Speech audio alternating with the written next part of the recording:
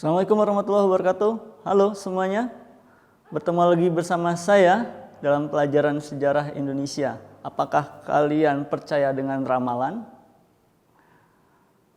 Ada sebuah ramalan yang datang dari kerajaan Kediri yang kita kenal sebagai ramalan Jayabaya.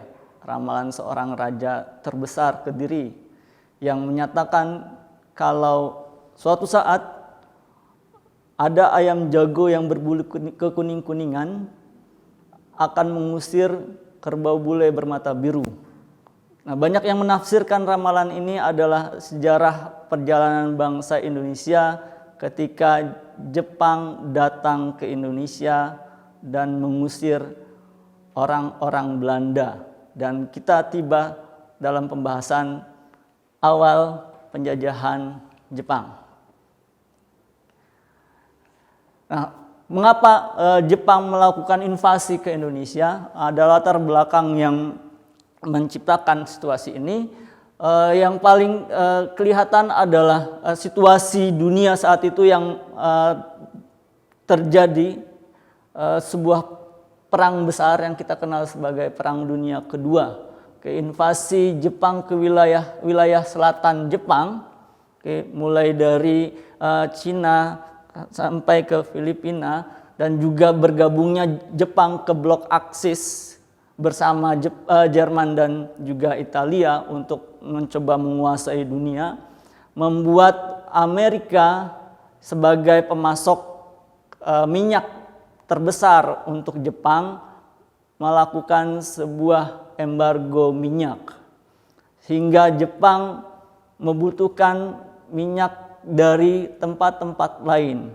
Nah, dengan adanya embargo ini, maka Jepang juga melakukan penyerangan ke Pearl Harbor, Hawaii, pusat militer Amerika, dan ini menjadi Amerika terbangun gitu seperti monster yang bangun dari tidurnya untuk akhirnya terjun secara langsung dalam Perang Dunia Kedua di front Asia Pasifik melawan Jepang. Nah, dengan adanya latar belakang seperti ini, maka Jepang membutuhkan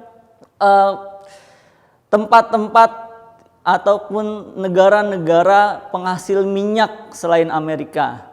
Negara-negara penghasil persediaan logistik makanan. Dan Jepang akhirnya menginvasi Indonesia setelah Jepang melakukan penyerangan ke Pearl Harbor. Kita akan lihat kronologi masuknya Jepang ke Indonesia.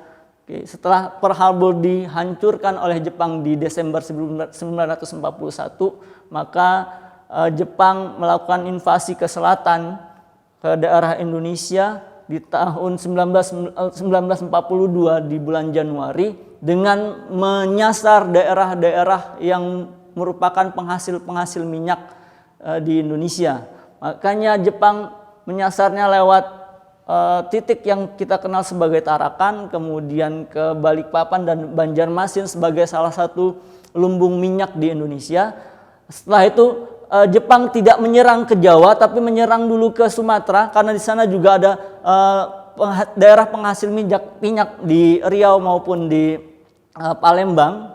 Itu juga disasar oleh Jepang untuk menggerakkan mesin perang Jepang dalam Perang Dunia Kedua. Dan akhirnya di Maret 1942 Jepang masuk ke Jawa. Jawa adalah target untuk memasok pangan ataupun memasok logistik makanan Jepang. Karena memang dari dulu sampai sekarang Jawa dikenal sebagai lumbung beras di Indonesia. Nah, ini adalah peta invasi Jepang ke Jawa, mulai masuk dari daerah Banten, kemudian daerah Eretan Wetan, dan juga daerah pantai utara di timur Jawa. Kemudian akhirnya Belanda dengan masuknya Jepang ke Pulau Jawa ini, Belanda menyatakan kalah dan melakukan penyerahan tanpa syarat kepada Jepang di Kalijati, Subang. Dan setelah itu resmi Indonesia jatuh ke dalam tangan atau kekuasaan Jepang. Ada beberapa hal yang bisa kita diskusikan lebih lanjut di pelajaran yang akan datang, yaitu kebijakan Jepang terhadap rakyat Indonesia pada prinsipnya diprioritaskan pada dua hal, karena memang Jepang berada dalam situasi Perang Dunia Kedua, sehingga Jepang membutuhkan Indonesia untuk memobilisasi rakyat Indonesia demi kemenangan Jepang dalam Perang Dunia Kedua, khususnya di perang front Asia Timur Raya.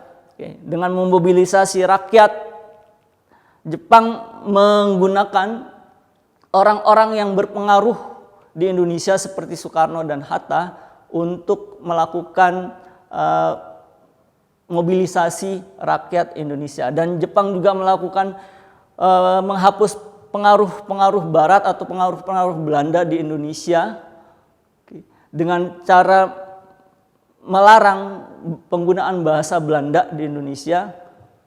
Kemudian Jepang juga melakukan pengaruh-pengaruh budaya di Indonesia dengan penggunaan bahasa Jepang, dan mereka memiliki propaganda, slogan propaganda Jepang yang kita kenal sebagai 3A, Jepang Pelindung Asia, Jepang Pemimpin Asia, dan Jepang Cahaya Asia.